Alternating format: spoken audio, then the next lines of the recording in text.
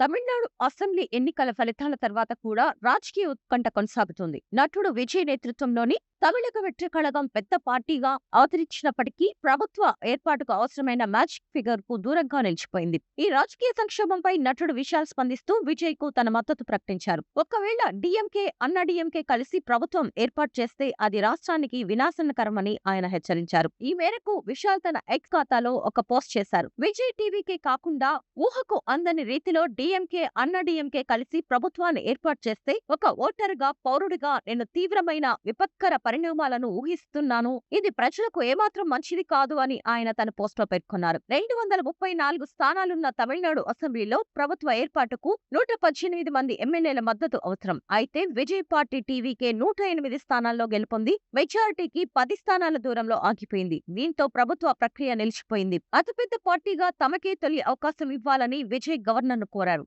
అయితే గవర్నర్ రాజేంద్ర విశ్వనాథ్ అర్లేకర్ మాత్రం మెజారిటీకి అవసరమైన 118 మంది ఎమ్మెల్యేల మద్దతు లేఖలను సమర్పించాలని స్పష్టం చేశారు. ఈ విషయంలో విజయ్ కు గవర్నర్ నుంచి స్పష్టమైన హామీ లభించలేదు. మరోవైపు తనను కాదని చిరకాల ప్రత్యర్థులైన డిఎంకే, అన్నా డిఎంకే కలిసి ప్రభుత్వాన్ని ఏర్పాటు చేస్తే తీవ్ర పరిణామాలు ఉంటాయని టీవీకే హెచ్చరించింది. ఒకవేళ అలాంటి కూటమి ఏర్పడితే తమ పార్టీకి చెందిన ఎమ్మెల్యేలంతా తమ పదవులకు రాజీనామా చేస్తారని పార్టీ వర్గాలు వెల్లడించాయి. ఈ పరిణామాలతో తమిళనాడులో రాజకీయాలు మరింత వేడెక్కాయి. తదుపరి ఏం జరగబోతుందనే దానిపై సర్వత్రా ఉత్కంఠ నెలకొంది.